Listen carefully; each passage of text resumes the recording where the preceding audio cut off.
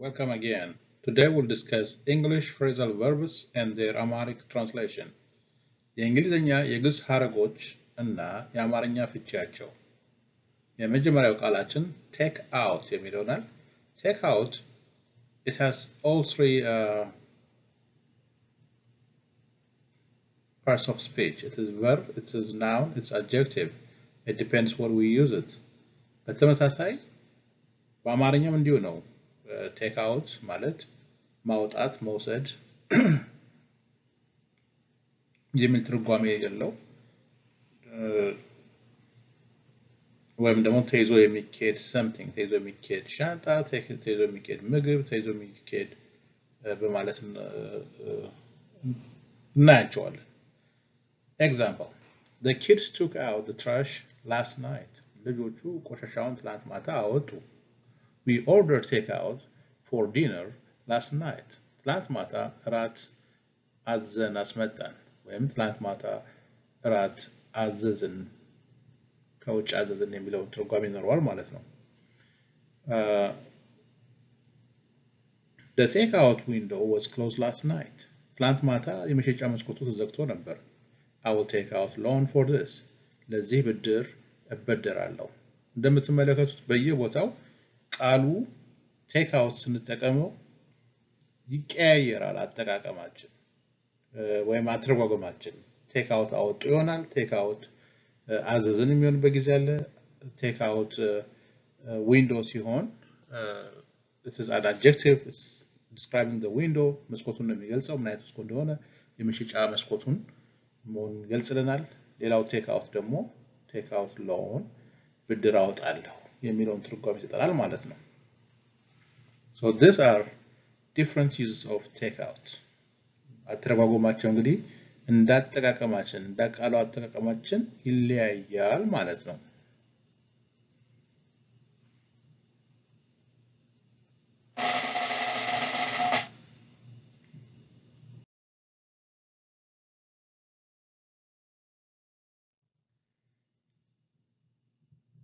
በመቀጠል we have get rid of. Next we have this get rid of word which is a verb. ማስወገድ የሚለውን ትርጓሜ ይኖረዋል በአማርኛ። ነገር ግን አሁንም እንዳጠቃቀማችን እንዳረፍተ ነገር አገባቡ ይህ get rid of የተለያየ ትርጓሜ ሊሰጠን ይችላል። ለምሳሌ you should get rid of those dead trees from your backyard. እነዛ የበሰበሱ ዛፎችን ከጓሮ አስወገዳቸው። እነዛ የበሰበሱ ዛፎችን ከጓሮ አስመንጥራቸው የሚል ትርጓሜ ይኖረዋል ማለት ነው።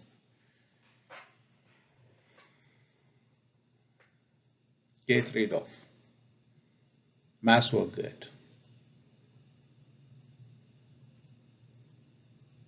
We have another example coming. Now they got rid of the dictator and elected a new president. አምባገነኑን አስወግደው አዲስ መሪ መረጡ። አሁን they get rid of የሚለው አውርደው ሊሆን ይችላል ማለት ነው። The school got rid of my student loan. ትምህርት ቤቱ ብድሬን ሰረዘልኝ።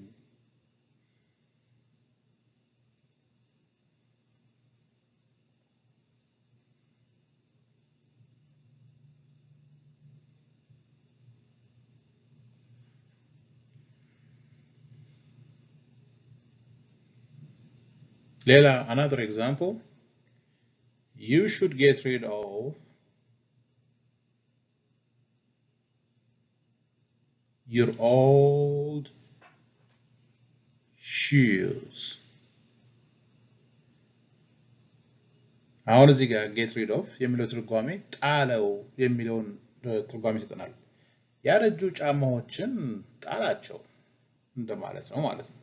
So get rid of ጣላቸው፣ ሰርዝልኝ፣ አስወግድ፣ አውርድ፣ አወረደ ወይም አስወገደ፣ አስመነጠረ የሚለው ትርጓሜ ሊሰጠን ይችላል ማለት ነው እንደ አረፍተ ነገሩ አገባብ።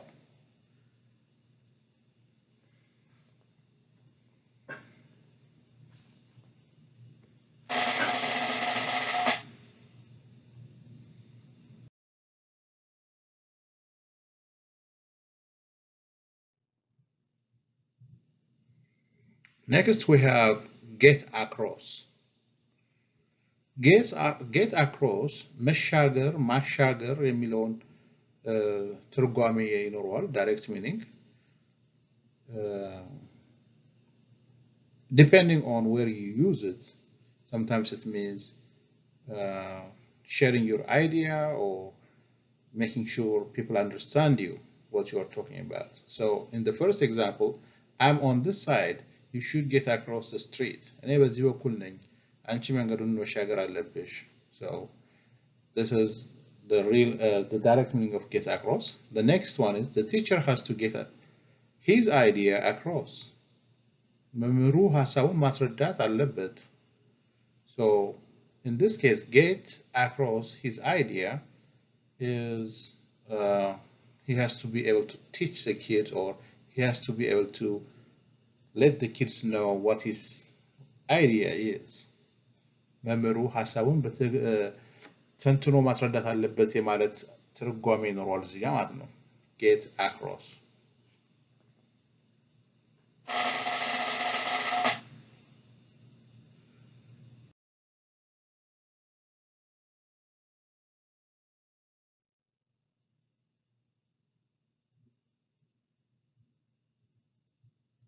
strip off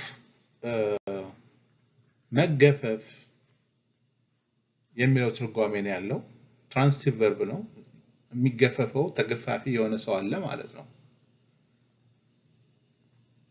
First example, they stripped off his badge and gun after he made a bad video on YouTube. አስቀያሚ የዩቲዩብ ተንቀሳቃሽ ምስል ከሰራ በኋላ ማዕረጉና መሳሪያውን ገፈፉት.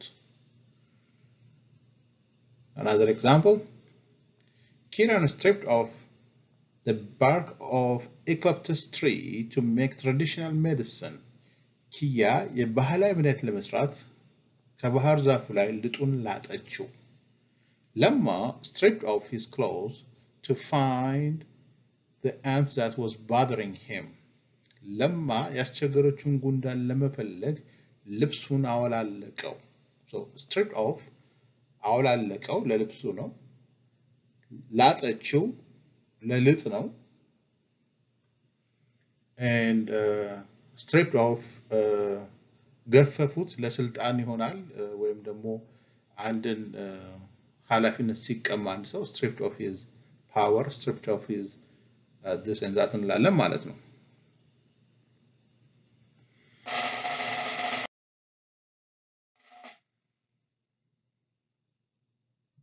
The next word is put through.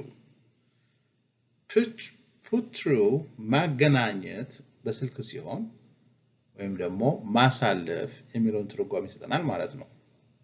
Let's see them with some examples.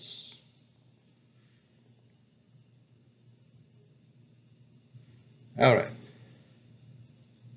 The senators put through a new law concerning the pandemic. የህግ ምክር ቤቱ ወረርሽኙን በተመለከተ አዲስ ህግ አሳለፉ ወይም አወጡ ልንል እንችላለን ማለት ነው.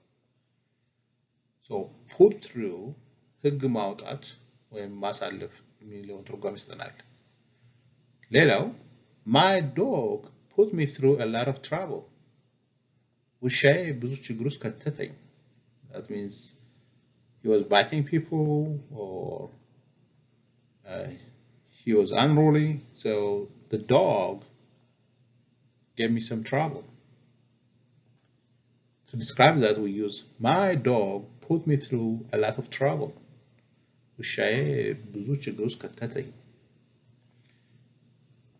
Another example, would you please put me through to the office manager? እባክሽ ከቢሮ ኃላፊ ጋር ታገናኝኝ ወይም አገናኝኝ ካለ ይህ የሚደረገው በስልክ ነው. በአካል ከሆነ can I see him ነው የሚባለው. Can I see the office manager ነው የሚባለው. But if it is on the phone, you have to say, would you please put me through to the office manager? ከቢሮ ኃላፊ ጋር ታገናኝኝ ወይም አገናኝኝ የሚለውን ትርጓሜ ይሰጠናል ማለት ነው.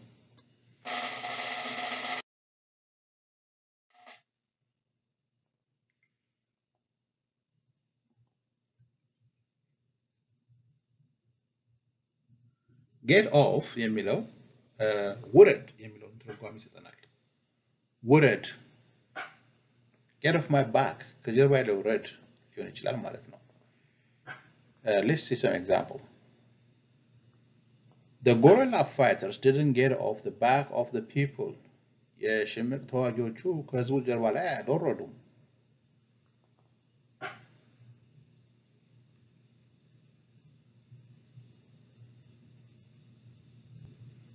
Today we get off work early.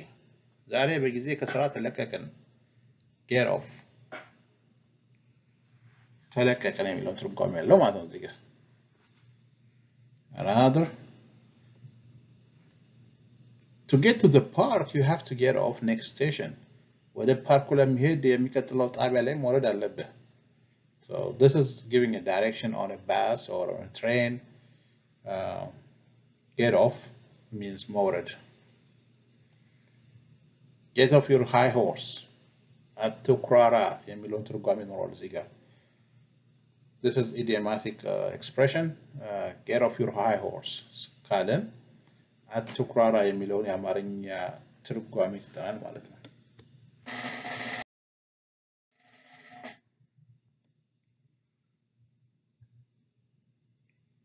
Come again is another example. ድገመው የሚል ትርጓሜ ያለው ወይም ደግሞ ተመልሰና come again የሚለው እና when we say come again it's not friendly. ምናልሽ እንደማለት ነው ማለት ነው። Could you please come again tomorrow to check out the leak? እባክህ የሚያንጠበጥበውን ለማየት ነገ ተመልሰና የሚለው come again የሚለው እዚህ ጋር ተጠቅመንበታል ማለት ነው። On the first sentence it says come again ምናልሽ የሚለውን ትርጓሜ ይኖረዋል።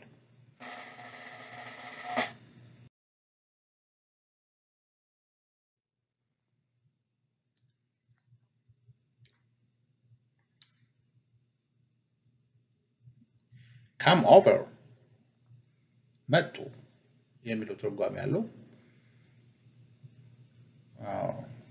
Let's see some examples. I saw him last night. What has come over him? Oh, I'm sorry. I saw him last week. What has come over him? ባለፈው ሳምንታቸው ነበር። ምን ነካው?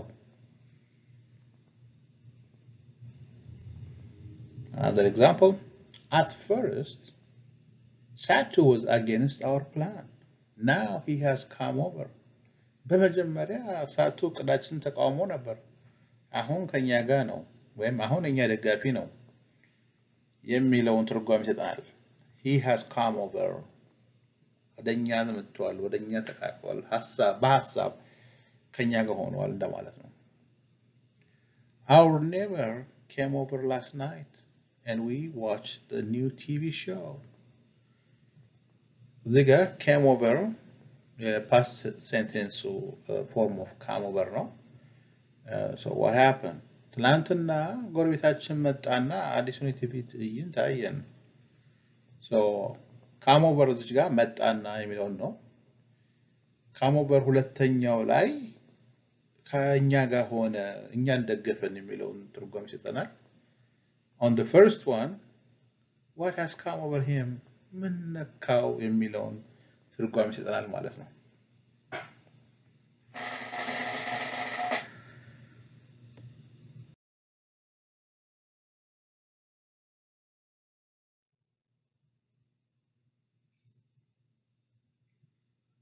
Do away with ተትቷል፣ ትቷል፣ ቀርቷል፣ አስቀርቷል የሚለውን አይነት ትርጓሜ ይኖረዋል። Let's see this with some examples.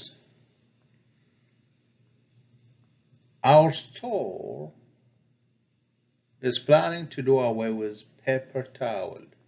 የእኛ ሱቅ የወረቀት መጠራረጊያ ለማስቀረት አስቧል።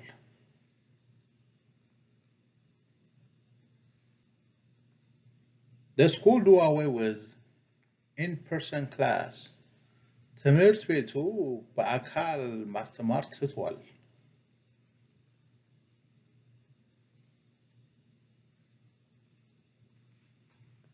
Right now, due to the pandemic, the coronavirus, everybody is taking their class from home. So we can say the school do away with in-person class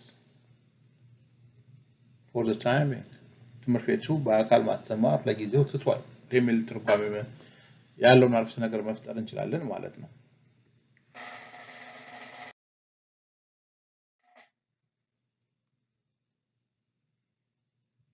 put off ማዘግየት ማውለቅ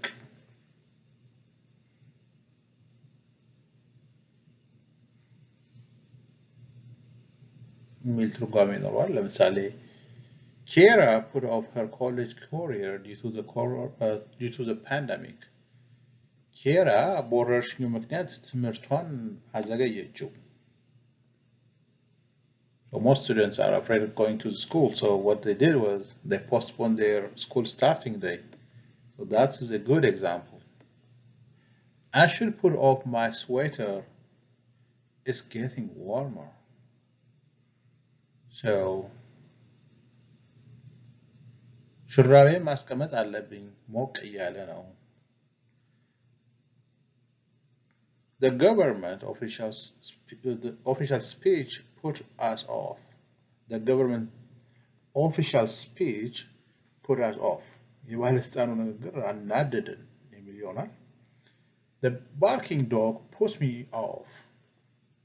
የሚጮህ ውሻ አናደደኝ። Put me off አናደደኝ። Put us off አናደደን። Put off ማስቀመጥ put off አዘገየችው አዘገየ